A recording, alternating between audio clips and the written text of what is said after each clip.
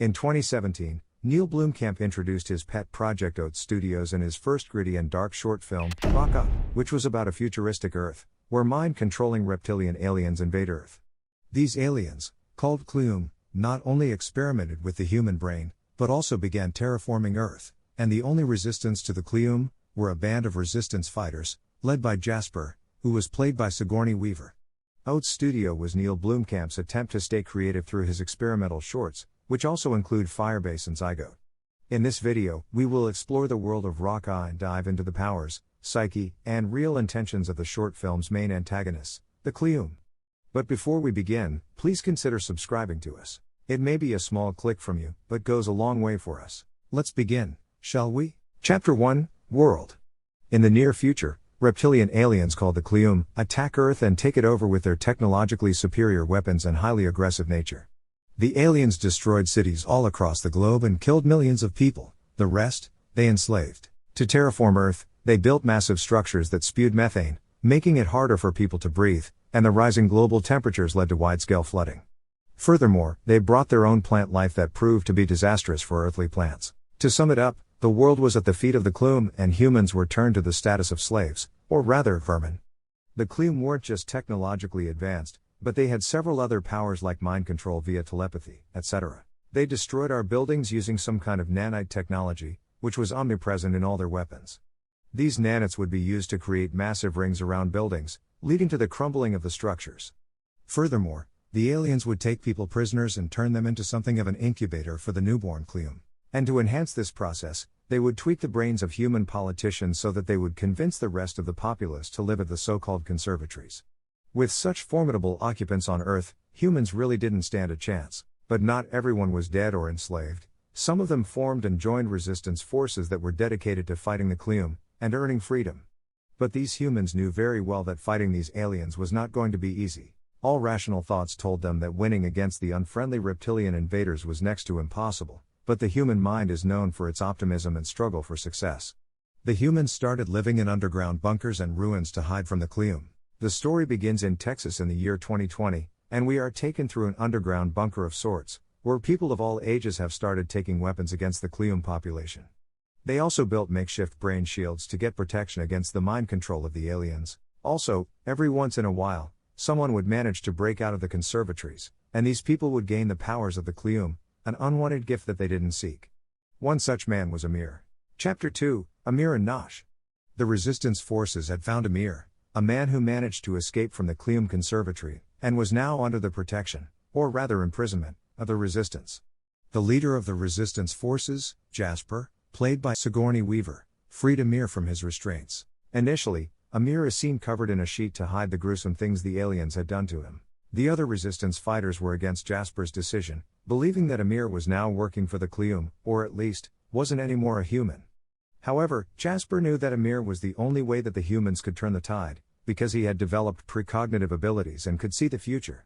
Sarah began speaking to Amir to build confidence, but her job wasn't going to be easy. The man had been through enough already. Meanwhile, another person of interest was a bomb expert and tech-savvy pyromaniac named Nash. The sadistic man would make demands such as the supply of sick and suicidal humans as bait for his IED ambushes, and in return, he would provide the resistance fighters with ammunition and explosives.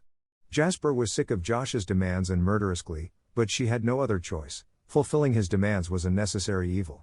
Also, Josh was developing a specialized weapon that might be of essential value against the Klume. Chapter 3, Siege. Meanwhile, it seemed that Amir had recovered both mentally and physically, and, thanks to his implants, he was having a premonition regarding the future of humanity and Klume.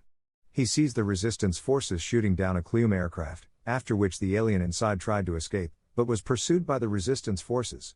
Sarah pleads with Amir to help the humans because having a heads-up was probably the only way of winning this nearly unwinnable war. Strangely, the more Sarah convinced him to look into the future, the more changes occurred in Amir's eyes. It seemed that he was able to see things clearly in his premonition. Although he was mute throughout, he was probably having a breakthrough in learning how to hunt the Klume and how to make them scared of humans. The escaping Klume was surrounded on all sides by the militia, but it managed to telekinetically disconnect the brain shield of one of the soldiers and mind-controlled the unfortunate man into picking up arms against his fellow soldiers. Naturally, Jasper and the others had no choice but shooting this man down. In the end, the Klume was shot down by Jasper's party and she ultimately asked her men to decapitate the Klume. The film ends with Sarah still convincing Amir to help the human cause, but it was nothing less than a cliffhanger. Klume, the reptilian, mind-altering alien colonizers explored.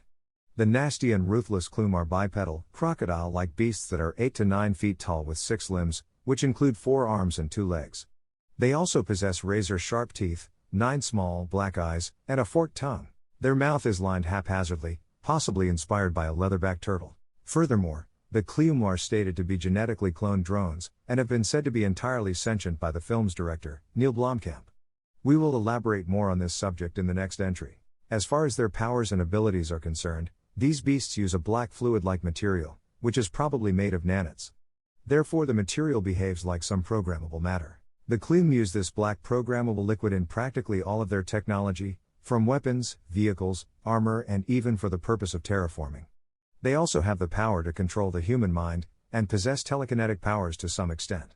However, it was possible to evade their mind control through specially designed brain barriers. But what exactly was their intentions with humans and Earth? Were they mere colonizers, or was there a larger mystery behind their invasion?